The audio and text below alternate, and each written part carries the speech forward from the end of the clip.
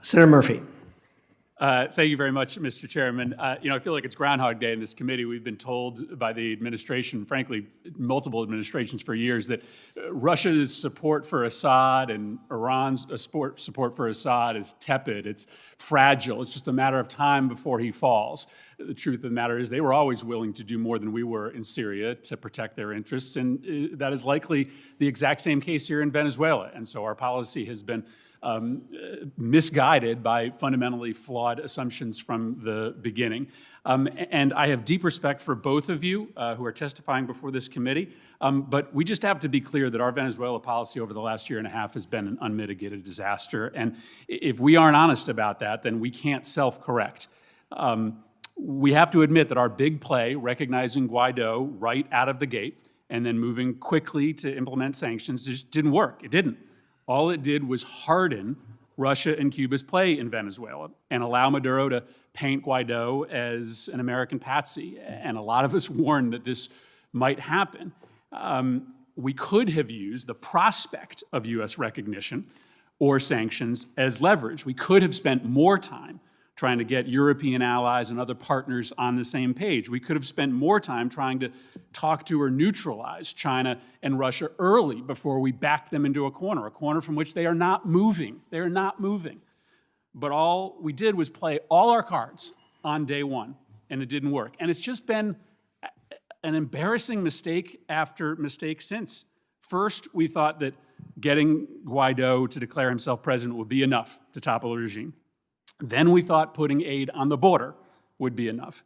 Then we tried to sort of construct a kind of coup in April of last year, and it blew up in our face when all the generals that were supposed to break with Maduro decided to stick with him in the end. We undermined Norway's talks last summer, and then this March we released a transition framework that frankly is almost a carbon copy of the very one that was in front of the parties last year. And now, after wasting all of this time, we are stuck with elections about to happen that, as we have talked about today, Guaido and the opposition refuse to enter. And then we are going to be in a position where we are recognizing someone as the leader of Venezuela who doesn't control the government, who doesn't run the military, and who doesn't even hold office. Now, we don't do this in other places, right? Nobody knows the name of the guy who finished second in the 2018 Russian presidential election. We don't recognize that person as the president of Russia, no matter how corrupt those elections are, because doing that makes us look weak and feckless if we can't actually do anything about it. And so I do think it's important to ask some questions about what comes next. And I might have time for only one, but I have two. The first is this question of what do we do with Guaido? So you're saying we're going to recognize him because he is the former leader of the National Assembly. But you know there are, Mr. Abrams, there are contests for supremacy within the opposition. What happens if 6 months from today, someone else emerges as a more legitimate voice for the opposition than Juan Guaido? What criteria do we use to recognize someone new, or is Juan Guaido going to be the recognized leader of Venezuela permanently, no matter how conditions change on the ground?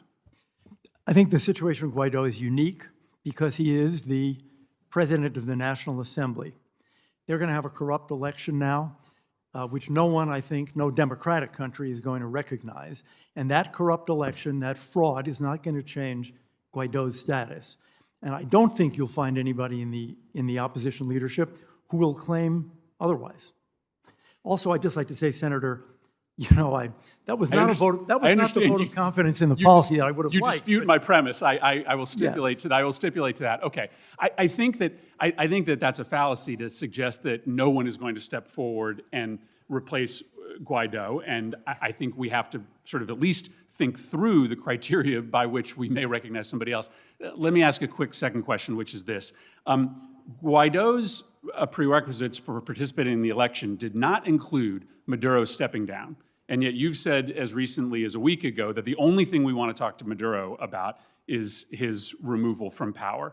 Are we open, the United States of America, to a discussion with Maduro in which he stays in power as a transition to an election that is actually free and fair. Because frankly, even if he's not in power, there's no guarantee that his allies couldn't rig an election. So why aren't we open to that as a possible path forward? Because we do not believe that a free election in Venezuela is possible with Maduro in power, in control of the army, in control of the police, in control of the colectivo gangs, with 2,000 or 3,000 Cuban intelligence agents. We do not see that that is a possibility of a free election. I would say Guaido doesn't share that view because his preconditions for taking part in the elections did not require the removal of Maduro. And it is also not clear that even without Maduro, there could be a free and fair election. And so I think this is just a prescription to get stuck in a downwards spiral of American policy from which we cannot remove ourselves. We've got to be more nimble, more creative, more open to solutions by which we could get to an election, even with Maduro there as a transition. Thank you, Mr. Chairman. If I could, could I respond for just a few seconds? Go ahead. You know, we presented this framework for a democratic transition precisely to show what we would like to see happen. And in the framework, both sides, the Chavistas and the opposition in the National Assembly, elect a transitional government. Each side has veto power. Guaido and Maduro would not participate in the transitional election. Both could run for president in a future free presidential election. We thought we were putting out, and many, many countries who have looked at this have said, this is a positive formula. And we showed the way to the lifting of US sanctions. And I would just say again, just under 60 countries support Guaido. So the notion that we have done this alone and without international support, Senator, I would submit is not accurate.